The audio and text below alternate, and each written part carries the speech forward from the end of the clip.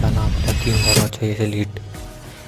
जय श्रीराम मित्रांनो, learning forest ट्रेडिंगचा आजचा आहे आपला Day 11. आज आपण घेतला होता गोल्डमध्ये ट्रेड. गोल्डमध्ये आपण 0.01 लॉट साईज यूज केला होता बाय साईडला ट्रेड. तर आपल्याला लगेच एस हिट झाला $3. त्यानंतर मित्रांनो आपला अकाउंट $18वरती आलं. मित्रांनो ट्रेडचं लॉजिक सिम्पल होतं.